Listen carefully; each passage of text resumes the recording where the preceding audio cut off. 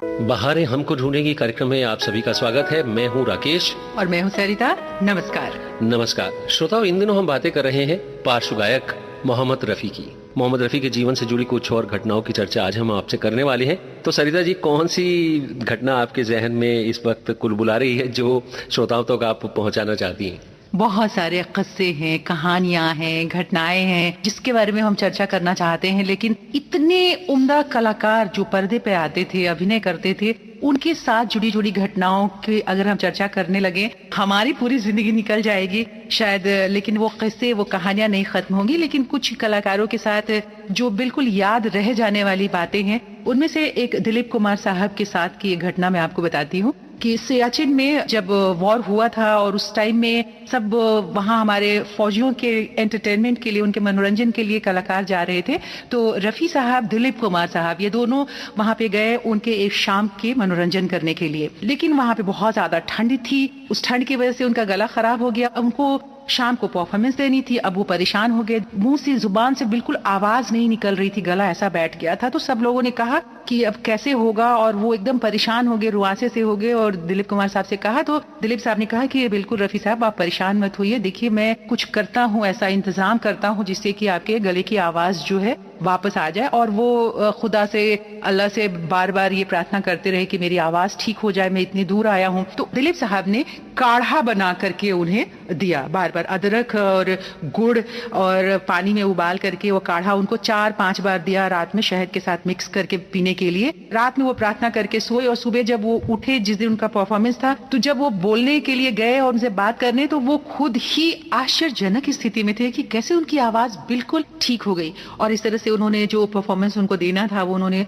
उस शाम को परफॉर्मेंस दिया और बहुत ही हिट रहा वो परफॉर्मेंस। सेम ऐसी ही एक और घटना है, एक गाना है, जाने क्या ढूंढती रहती हैं ये आंखें तुझ में। इतना खूबसूरत सा ये गाना है। इसकी भी जब रिकॉर्डिंग होने वाली थी उस वक्त का भी एक किस्सा है। उनकी तबीयत खराब हो गई घर में, तो इस गाने के लिए 17-18 दिन का रिहर्सल चल चुका था। खय्याम साहब थे इस गाने के म्यूजिक डायरेक्टर, और स्टूडियो बुक होता था, स्टूडियो बुक करते थे। और जितने भी वाद्य यंत्र बजाने वाले जो उनके सहायक होते थे, उन लोगों को भी पर डे के हिसाब से पेमेंट किया जाता था। अब दिन तय हो गया था कि इस गाने की रिकॉर्डिंग होनी है। सारे म्यूजिशियन पहुंच गए, स्टूडियो तैयार हो गया था। और सुबह जब उठे, जिस दिन 10 बजे से ये गाने की रिकॉर्डिंग होनी थी, रफी साहब ने महसूस किया कि उनके बुखार है। अब वो सोचने लगे कि अगर इसकी जानकारी मैं खय्याम साहब को दूंगा तो वो गाने की रिकॉर्डिंग बंद कर देंगे और इससे जो प्रोड्यूसर है उसका बहुत ज्यादा नुकसान हो जाएगा। तो इन्होंने कुछ नहीं कहा, वो तैयार होकर के वहाँ स्टूडियो में पहुंच गए। जब वहाँ पहुंचे तो चेहरा इनका मलिन सा था। तो खय्याम साहब ने पूछा, क्या बात है रफी साहब, आप कुछ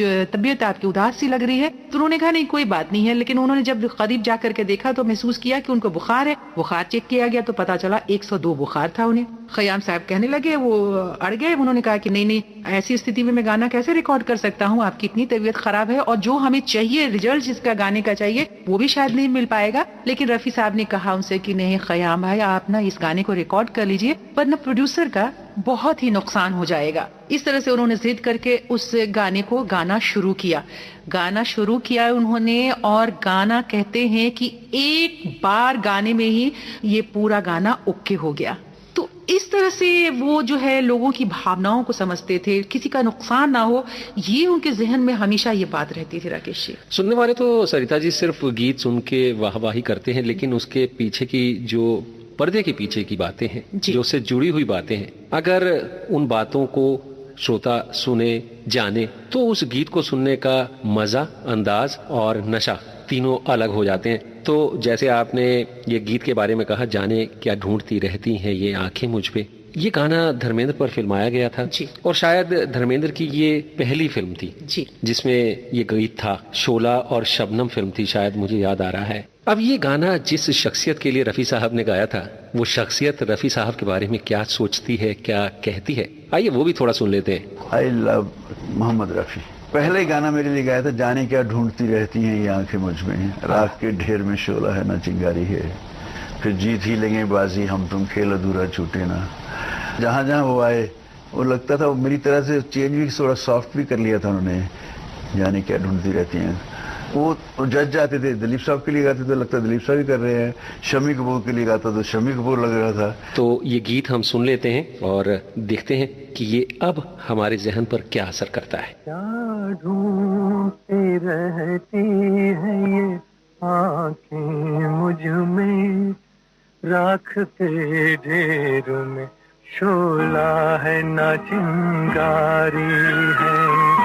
जाने क्या ढूंढती रहती है ये आंखें मुझ में, राख के ढेर में शोला है ना चिंगारी है।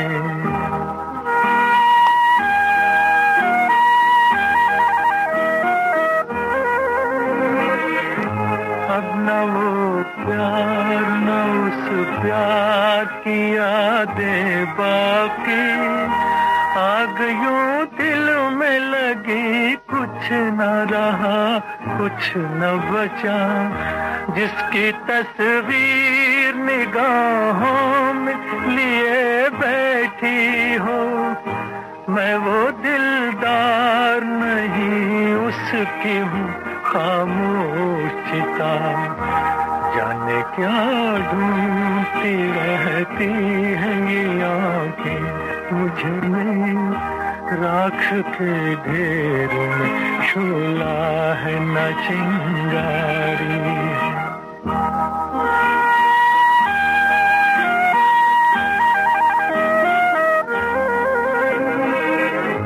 जिंदगी हंस के गुजरती तो बहुत अच्छा था, खैर हंस के न सही रोके गुजर जाएगी।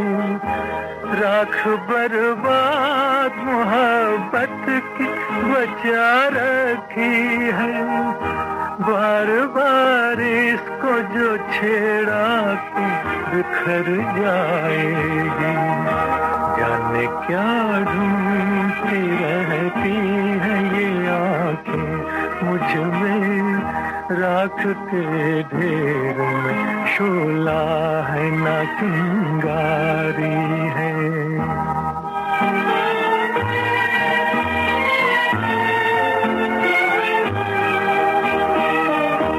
आरज़ू जुर्म वफा जुर्म तमन्ना है गुनाह, आरज़ू जुर्म वफा जुर्म तमन्ना है गुनाह।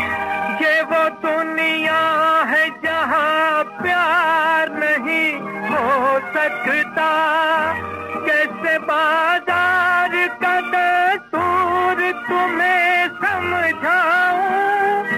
बिक गया जो वो खरीदार नहीं हो सकता, बिक गया जो वो खरीदार नहीं हो सकता।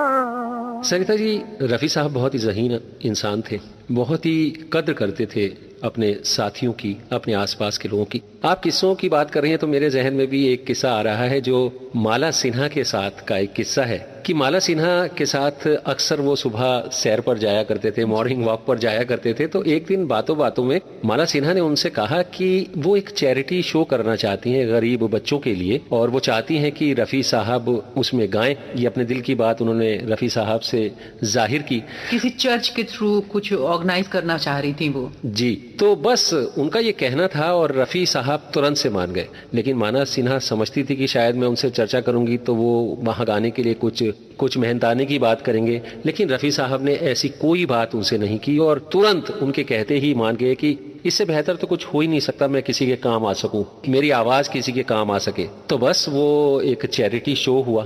कहते हैं कि वो चैरिटी शो इतना लोगों ने पसंद किया और इतने चैरिटी में पैसे आए कि उसका कोई अंदाजा ही नहीं लगा सकता।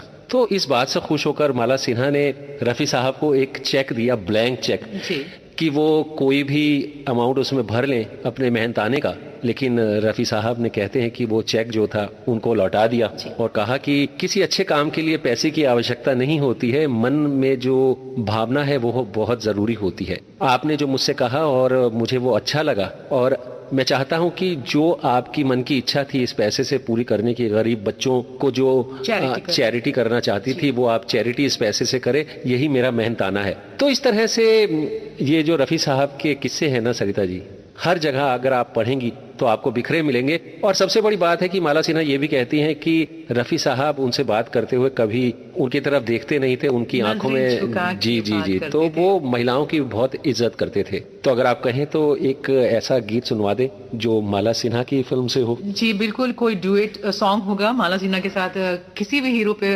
गाया हो इन्होंने, वो गाना यहाँ सुनते हैं। अब आप इस सोहनी कुड़ी को पहचानते हैं? बिल्कुल जी, ये सोहनी कुड़ी है माला सिन्हा, मोहम्मद रफी के साथ।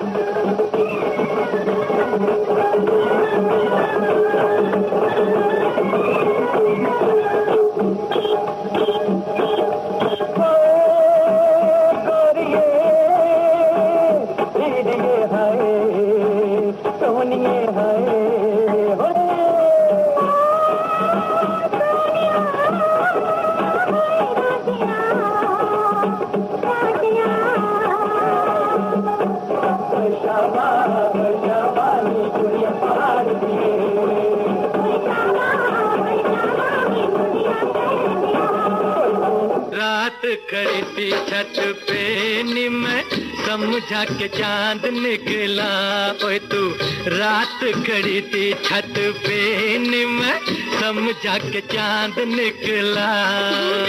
हो तेरा तुझे देख के कोठे से मेरा पैर फिसला, बोला हो तेरा तुझे देख के कोठे से मेरा पैर फिसला। होए होए होए होए होए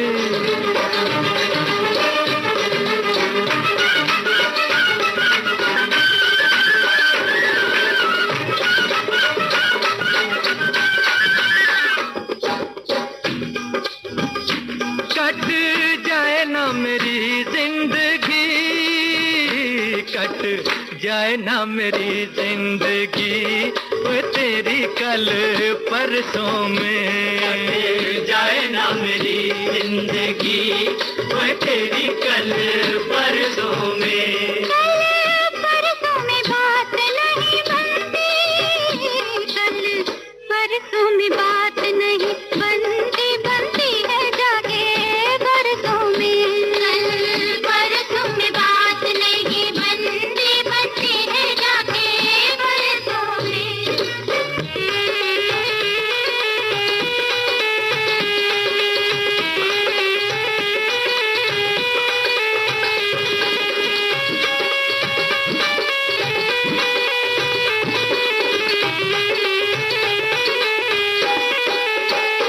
तेरी जुल्फ जो बिखरी तो, तेरी जुल्फ जो बिखरी तो लेके बीन सपेरे आ गए, जुल्फ जो बिखरी तो लेके बीन सपेरे आ गए।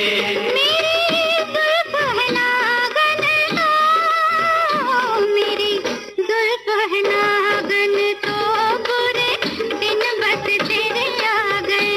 मेरी जुल्फ है नागन तो, बुरे दिन बस तेरे आ गए।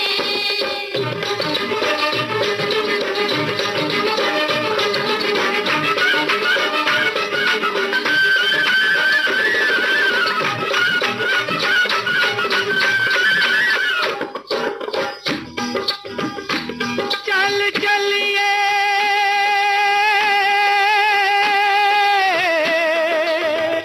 चल चलिए निमुटिया रे, चल चलिए निमुटिया रे, बैसाखी वाले मेले में चलिए निमुटिया रे, बैसाखी वाले मेले में।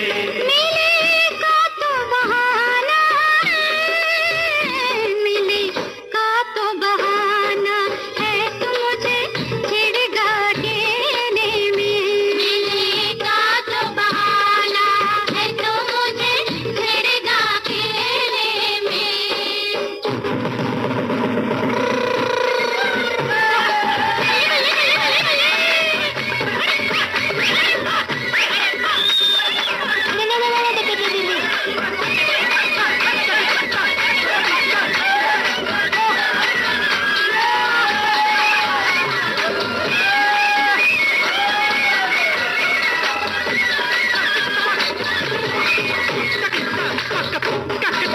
सरिता जी, रफ़ी साहब फिरोज़ निज़ामी जो संगीतकार थे उनको अपना गुरु मानते थे, और जब वो लाहौर से हिंदुस्तान आए तो फिरोज़ निज़ामी फिल्म जुगनू में संगीत दे रहे थे, तो उस फिल्म में उन्होंने गीत गाए, और पहला गीत जो नूरजहां के साथ था इसी फिल्म में उन्होंने गुनगुनाया था, गाया था, जो बहुत हिट भी हुआ था, यहाँ बदला वफा का बेवफाई के सिवा क्या है। तो एक बार फिरोज़ निज़ामी साहब के साथ किस्सा है कि फिरोज़ निज़ामी साहब बहुत बुरी स्थिति में थे, उनकी फिल्में चल नहीं रही थी और उनको पैसे की बहुत ज़रूरत थी। फिरोज़ निज़ामी साहब उनके पास पहुंचे और उन्होंने रफ़ी साहब को कहा कि वो एक फिल्म में संगीत दे रहे हैं और वो चाहते हैं कि वो उसमें गाएं, लेकिन उनको देने के लिए पैसे नहीं है। तो रफ़ी साहब ने तुरंत उनके लिए गीत गाया, और कहते हैं कि उस गीत को गाने के लिए उन्होंने सिर्फ 1 रुपया मेहनताना उनसे लिया और इस तरह से अपने गुरु की मदद की, गुरु दक्षिणा देकर। तो फिरोज़ निज़ामी साहब के साथ उन्होंने और भी बहुत सारी फिल्मों में गीत गाए हैं, तो मैं चाहता हूं कि एक गीत उनका उस फिल्म का, जुगनू फिल्म का, हम अपने सुनने वालों को सुनवा दें।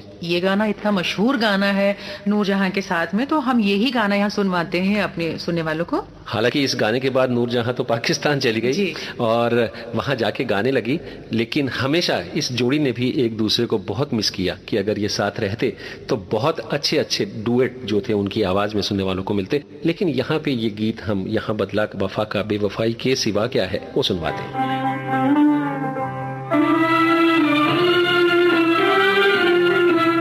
यहाँ बदला वफा का बेवफाई के सिवा क्या है, यहाँ बदला वफा का बेवफाई के सिवा क्या है। मोहब्बत करके भी देखा, मोहब्बत में भी धोखा है। कभी सुख है कभी दुख है, अभी क्या था अभी क्या है। यूं ही दुनिया बदलती है, इसी का नाम दुनिया है। कभी सुख है कभी दुख है, अभी क्या था अभी क्या है।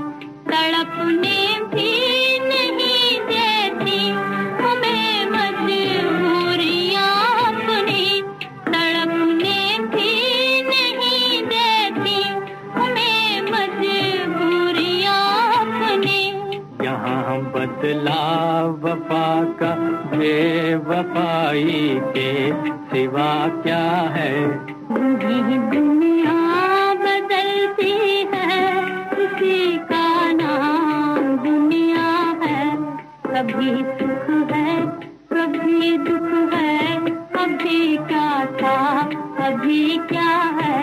मोहब्बत करके भी देखा, मोहब्बत में भी धोखा है। भुला दो वो ज़माना जब मुझे अपना बनाया था। भुला दो नाम उल्फत जब तुम्हारे लाप आया था।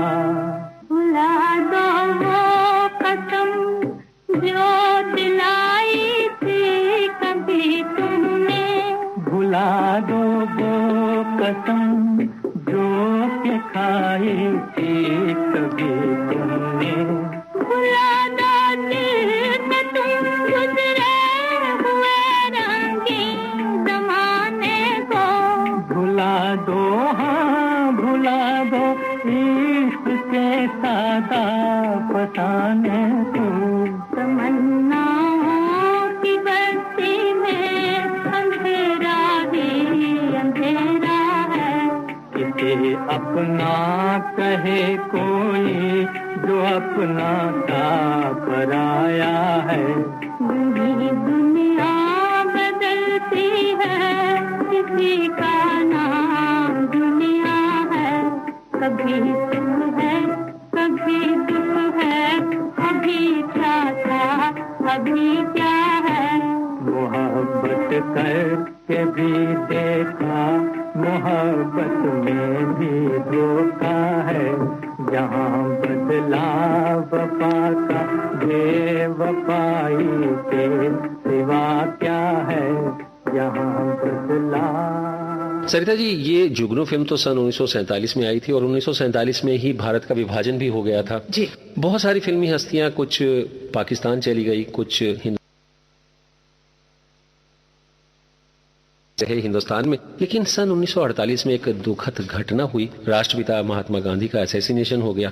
तो उस वक्त सारा जो देश था वो गम में डूबा हुआ था। इस बीच मोहम्मद रफी साहब ने, हमारे संगीतकार थे हुसन लाल भगतराम और एक गीतकार थे राजेंद्र कृष्ण, उनके साथ मिलकर रातों रात एक गीत की रचना की और एक गीत लोगों तक पहुंचाया, क्योंकि लोग बहुत दुखी थे, जिसमें महात्मा गांधी की कहानी को दर्शाया गया था। तब हमारे प्रधानमंत्री हुआ करते थे पंडित जवाहरलाल नेहरू, उन्होंने उनको अपने घर पर बुलाया इस गीत को गाने के लिए। और फिर 1948 में जो स्वतंत्रता दिवस था उस दौरान भी रफ़ी साहब को गाने के लिए बुलाया गया और प्रधानमंत्री पंडित जवाहरलाल नेहरू ने तब रफ़ी साहब को सिल्वर मेडल भी दिया था इस गाने के। जी। तो हम ये वाला गाना यहाँ पे सुनते हैं ना? जी बिल्कुल। सुनो सुनो ऐ दुनिया वालों, बापू की ये अमर कहानी। वो बापू जो पूज है इतना जितना गंगा माँ का पानी। सुनो सुनो ऐ दुनिया वालों, बापू की ये अमर कहानी। पोरबंदर गुजरात देश में एक ऋषि ने जन्म लिया। माता पिता ने मोहनदास करमचंद गांधी नाम दिया। बचपन खेल कूद में गुजरा, लंदन जाकर विद्या पाई। बैरिस्टर बन अफ्रीका में जाकर अपनी धाक जमाई। लेकिन जो फानी दुनिया में अमर कहानी आते हैं, वो कब माया मोह में फंसकर अपना समा गंवाते हैं। सुनो सुनो ऐ दुनिया वालों, बापू की ये अमर कहानी। अफ्रीका में हिंदी जन की बड़ी दुर्दशा पाई। गोरे राज से टक्कर लेकर सत्य की ज्योत जलाई। फिर भारत की सेवा करने अपने देश में आया। साबरमती में सत्याग्रह का आश्रम आन बनाया और खिलाफत कॉन्फ्रेंस में सभापति का दर्जा पाया। इस्लामी अधिकार की रक्षा में भी हाथ बटाया।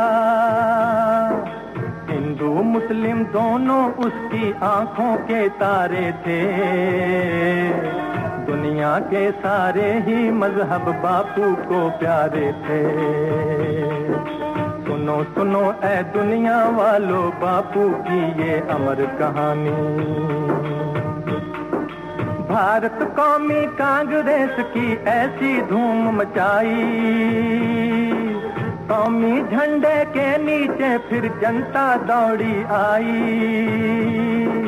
खादी का प्रचार किया, फिर घर घर खादी आई। और विदेशी माल की होली गांधी ने जलवाई।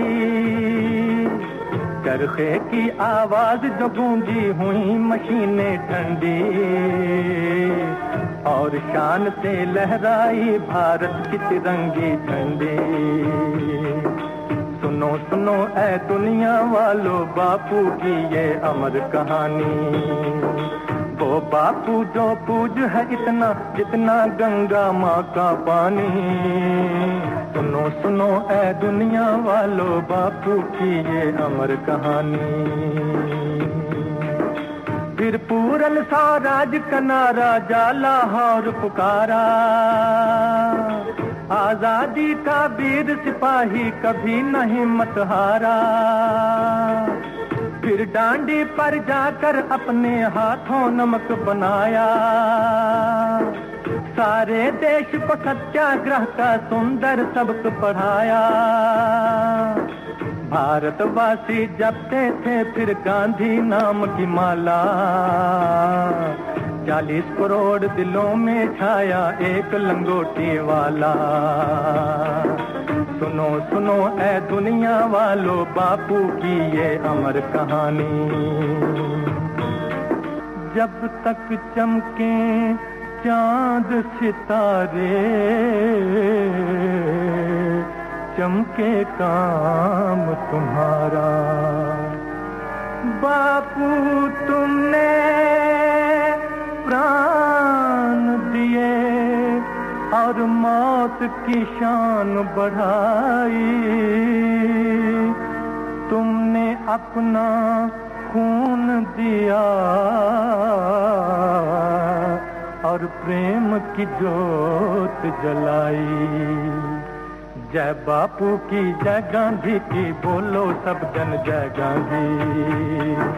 जिसने हिंदू मुस्लिम में एक डोर प्यार की बांधी। याद रहे बापू की कहानी, भूल न इसको जाए हम। बापू ने जो दिया जलाया, उसकी जोत बढ़ाए हम। सुनो सुनो ऐ दुनिया वालों, बापू की ये अमर कहानी। वो बापू जो पूज है इतना, जितना गंगा माँ का पानी। सुनो सुनो ऐ दुनिया वालों, बापू की ये अमर कहानी। जय बापू की जय गांधी की, बोलो सब जन जय गांधी। जय बापू की जय गांधी की, बोलो सब जन जय गांधी। जय गांधी जय गांधी जय गांधी जय गांधी जय गांधी। कुछ गाने ऐसे हैं जब स्टेज पे परफॉर्म किया करते थे रफी साहब, तो वो गाने जरूर गाया करते थे। जिसमें एक गाना है, हम काले हैं तो क्या हुआ दिल वाले हैं। ये गाना जब भी वो स्टेज पे लास्ट करते थे जब प्रोग्राम को, तो उस वक्त में ये गाना जरूर गाया करते थे। तो इस गाने के साथ भी बहुत ही खूबसूरत सा किस्सा है। शुरुआत तो ये है कि वो अफ्रीका में किसी स्टेज पे गाने के लिए वो गए थे, और जब इन्होंने ये गाना गाया तो कुछ मतभेद हुआ करता था गोरे और कालों में। तो जैसे ही उन्होंने स्टेज पे ये गाना शुरू किया, तो अफ्रीका में जो हॉल था, उस हॉल में जितने भी दर्शक बैठे हुए थे, श्रोता बैठे हुए थे, सब खड़े हो गए। और कहते हैं कि आज भी ये गाना जो है ना, नेशनल एंथम की तरह वहाँ पे लोग सुनते हैं और इस गाने को इतना सम्मान देते हैं कि हम काले हैं तो क्या हुआ दिल वाले हैं। इसी के साथ एक और भी किस्सा है। जी जी, सुनाइए वो किस्सा। अब वो आप भी बता दीजिए। आपको भी पता है वो इस किस्सा? गाना को जो है ना, रफी साहब ने अंग्रेजी में भी गुनगुनाया है। और वैसे तो रफी साहब ने बहुत सारी भाषाओं में गाने रिकॉर्ड किए हैं, लेकिन अंग्रेजी में ये गाना इन्होंने रिकॉर्ड किया है। और गाना रिकॉर्ड करते हुए जो बातें हुई, वो शायद आपके जहन में सरिता जी ज्यादा अच्छे से बैठी हुई हैं। मैं चाहता हूँ कि वो सारी बातें आप अपने जबान से श्रोताओं तक पहुंचा। हाँ, बहारो फूल बरसाओ जो गाना है ना, उसे भी अंग्रेजी में उन्होंने किया है। एक रिकॉर्ड निकलना था और ये गाना भी अंग्रेजी में गाना था कि ज्यादा से ज्यादा लोगों तक पहुंच सके। तो अब रफी साहब को बहुत ज्यादा अंग्रेजी तो अच्छे से आती नहीं थी, अंग्रेजी उन्होंने पढ़ाई की नहीं थी। तो हुआ कि भाई अंग्रेजी के शब्द का उच्चारण वो किस तरह से करेंगे, तो इस बात की जिम्मेदारी दी गई हरेंद्र नाथ चट्टोपाध्याय को। और जो ये एल्बम निकलने वाला था इंग्लिश में, उनका जो वर्जन निकाला जा रहा था, उसको तैयार कर रहे थे शंकर जयकिशन। तो ये सब लोगों ने मिलकर के ये जिम्मेदारी उनको दे दी। और उन्होंने इंग्लिश में उनको वो सारे जो है एक एक शब्द को रट्टा लगवाया। और जब पूरी तैयारी हो गई, रिकॉर्डिंग इसकी हो गई गाने की, तो सब बहुत खुश हुए। हरेंद्र नाथ चट्टोपाध्याय को लोग प्यार से दादा कहा करते थे। तो उन्होंने कहा कि दादा, आपने इतनी मेहनत की है और ये रिकॉर्ड तो बिल्कुल तैयार हो गया है, तो इसके लिए आपको क्या इनाम दिया जाए। तो दादा ने कहा कि बस रफी साहब, आपको कल मेरे घर आना है और एक मेरी पसंद का गीत आपको सुनवाना है। वो गीत है चाहूंगा मैं तुझे सांझ सवेरे। तो अगले दिन रफी साहब अपनी हारमोनियम की पेटी उठाकर दादा के घर पहुंच गए और उनका मनपसंद उनको गीत सुनवाया। लेकिन हम यहाँ पे आपको वो गीत सुनवाने वाले नहीं है जो उन्होंने दादा को सुनवाया था। गीत हम आपको वो सुनवाएंगे जो दादा ने उनसे एल्बम के लिए गवाया था। तो वो गीत अंग्रेजी में था, आपके लिए वही गीत। It is a lover's duty to fall in love with beauty. The she I love is a beautiful, beautiful dream come true. The she I love is a beautiful, beautiful dream come true. I love her, love her, love her, love her, so will you. The she I love is a beautiful, beautiful dream come true. The she I love is a beautiful, beautiful dream come true. I love her, love her, love her, love her, so will you. The she I love is a beautiful, beautiful dream come true.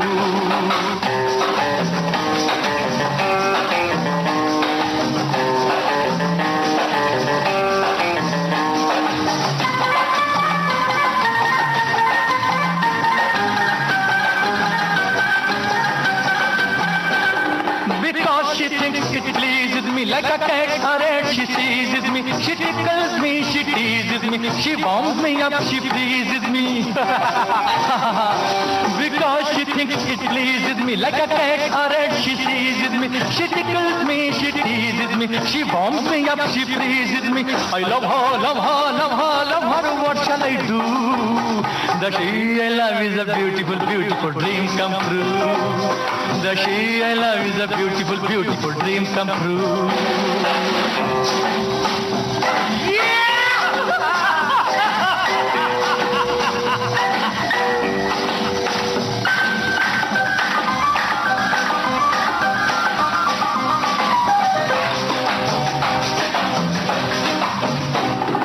She's a flower, lovely and rare. Her beautiful body seems to bear the magical mood of morning air, and black as night is her raven hair.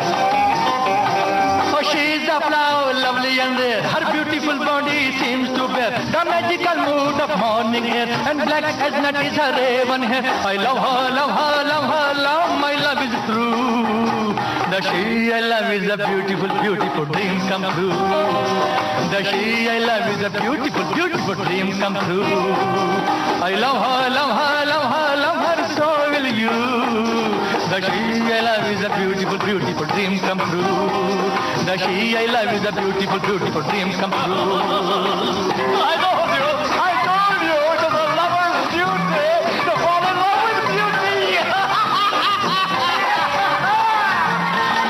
वैसे तो बहुत सारे किस्से हैं अलग अलग कलाकारों के साथ जो किस्से हैं, लेकिन हम कितने किस्से अपने साथियों को सुनाए, बहुत हमारे साथियों को पता भी होगा। लेकिन अमिताभ बच्चन के साथ 2-3 किस्से ऐसे हैं जिसमें कि एक किस्सा है, फिल्म शान आई थी ना, उसमें गाना है यम्मा यम्मा। तो ये गाने की रिकॉर्डिंग जो होनी थी वो किशोर कुमार और रफी साहब के साथ में ये गाने की रिकॉर्डिंग होनी थी। जब गाना फिल्माया जा रहा था, ये सीन फिल्माया जाने वाला था, तो उसके पहले हुआ कि ये गाना रिकॉर्ड किया जाए। तो अमिताभ बच्चन ने आग्रह किया आर डी बर्मन से कि बर्मन जी आप ये गाना आप अपनी आवाज में गा दो हमारे लिए। तो उन्होंने पहले नानुकुर किया, फिर अमिताभ बच्चन के बहुत ज्यादा प्रेशर देने पे वो तैयार हो गए। ये गाना रिकॉर्ड हो गया यम्मा यम्मा वाला, रफी जी और आर डी बर्मन की आवाज में। जब रिकॉर्ड हो गया गाना तो बर्मन दा को लगा कि थोड़ा वो कमजोर पड़ रहे हैं, शायद गाना इससे अच्छा भी और गा सकते थे। मतलब ये कि कंप्रोमाइज लोग नहीं करते थे उस वक्त के कलाकार। तो हुआ कि फिर से इसको रिकॉर्ड किया जाएगा, लेकिन उस वक्त में रफी साहब के पास टाइम नहीं था और दूसरे रिकॉर्डिंग में बिजी थे। तो उन्होंने कहा कि ठीक है हम इसे बाद में गा लेते हैं, अभी ये वाला जो रॉ मटेरियल था वो गाना हम दे देते हैं, इस पे वो सीन जो है वो शूट हो जाए। तो ये गाना दे दिया गया, सीन जो है वो शूट हो गया। तो एक दिन तारीख उन्होंने तय किया कि अगस्त महीने में इसको फाइनल गाना को रिकॉर्ड किया जाएगा, फिर से रिकॉर्ड किया जाएगा। जी, फिर से रिकॉर्ड किया जाएगा और अच्छे तरीके से रिकॉर्ड किया जाएगा। फिल्मा तो लिया गया था वो सीन, लेकिन उसके पहले ही सबको पता है कि जुलाई में ये हादसा हो गया, 1980 की बात है, और रफी साहब चले गए। लेकिन जो रॉ मटेरियल था, जो रॉ गाना था, उसी गाने को फिर से फिल्म में रखा गया। तो जो हमारे सुनने वाले हैं शान फिल्म का, अगर वो गाना सुनते होंगे तो उसमें से कोई कमी ऐसी कोई नहीं निकाल सकता है। लेकिन यहाँ ये है कि रफी साहब की और आर डी बर्मन साहब का जो संयोग था एक दूसरे के साथ गाना गाने का, कि वो छोटी सी भी अगर उन्हें कमी महसूस होती थी तो वो कंप्रोमाइज नहीं करते थे। तो मैं चाहूंगी कि उस गाने को सुने हमारे सुनने वाले और देखें कि उन्हें क्या इस गाने में कहीं कोई कमी महसूस होती है। बिल्कुल, ये गाना तो सुनेंगे रफी साहब की आवाज में, लेकिन मैं चाहता हूँ कि अमिताभ बच्चन साहब क्या कहते हैं रफी साहब के बारे में, वो भी अपने सुनने वालों को एक थोड़ी सी बातें सुनवा दी जाए और उसके बाद गीत। रफी साहब बहुत ही सज्जन पुरुष, इतना सज्जन पुरुष मैंने इंडस्ट्री में किसी को देखा ही नहीं। बहुत ही शांत स्वभाव उनका, so caring and so lovable, no airs about him, very simple man and just so kind hearted. हम लोग एक शो लेकर के गए, कॉन्सर्ट लेकर के गए सिलीगुड़ी, दार्जिलिंग के पास। उसमें रफी साहब was the main attraction and हम लोग सब आर्टिस्ट वगैरह साथ में थे। ज्यादा कदा स्टेज पे जाते थे, introduce the program and then come out. 2 दिन का कार्यक्रम था। रफी साहब को एक दिन बुलाया था और दूसरे दिन एक और सिंगर को बुलाया था। वो किन्हीं वजह से वो नेक्स्ट डे वो दूसरे सिंगर आए नहीं, तो हमने कहा हमारा तो शो खत्म हो जाए, क्योंकि वो कोई गायक था नहीं। और जब सुबह हुई तब पता चला कि तो आ नहीं रहे, आप क्या करें। और रफी साहब जो थे वो अपनी फ्लाइट पकड़ के वापस जा रहे थे। I remember that we all ran to the airport, drove many miles, we charged into the airport. We discovered that he has already sat in the plane. The plane was starting up. We requested with folded hands the ATC, sir, please can we go and just speak to him for 2 seconds. and they gave us permission and we ran into the aircraft and we told Ravi साहब ऐसे हो गया है, वो आ ही नहीं है और अगर आप रुक जाएं तो हमारा शो होगा, वरना यहाँ बड़ी हमारी हद हो जाएगी. You know, the man just left his chair, came down without saying a word, performed the next day as well. Just simply, I just admired his simplicity. And then what a voice, it's eternal. यम्मा यम्मा यम्मा यम्मा ये खूबसूरत समा, यम्मा यम्मा यम्मा यम्मा ये खूबसूरत समा. बस आज की रात है जिंदगी, कल हम कहाँ तुम कहाँ. बस आज की रात है जिंदगी, कल हम कहाँ तुम कहाँ.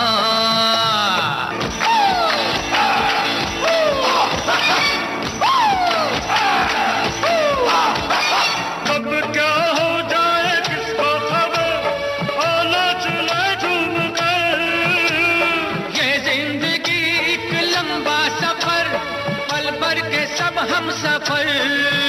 अरे एक रात के मेहमान सब यहाँ, कल हम कहाँ तुम कहाँ. एक रात के मेहमान सब यहाँ, कल हम कहाँ तुम कहाँ. यम्मा यम्मा यम्मा यम्मा ये खूबसूरत समा. बस आज की रात है जिंदगी, कल हम कहाँ तुम कहाँ.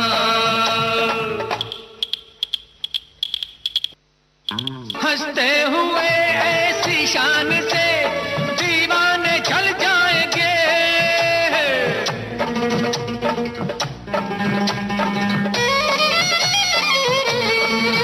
अरे हंसते हुए ऐसी शान से दीवाने जल जाएंगे.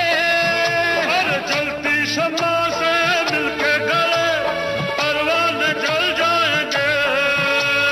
रह जाएगा यादों का धुआं, कल हम कहाँ तुम कहाँ. रह जाएगा यादों का धुआं, कल हम कहाँ तुम कहाँ.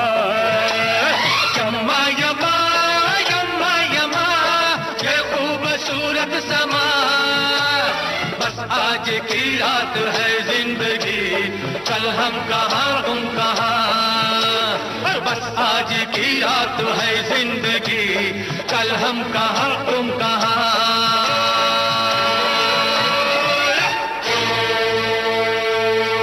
श्रोताओं, इन दिनों हम बातें कर रहे हैं पार्श्व गायक मोहम्मद रफी की. इनके बारे में कल कुछ और बातें आपसे बांटेंगे, तो अब इजाजत दीजिए. कल फिर मुलाकात होगी रात 11:20 पर. नमस्कार. नमस्कार. हमारा जिक्र भी होगा, हमारी बात भी होगी, रगों में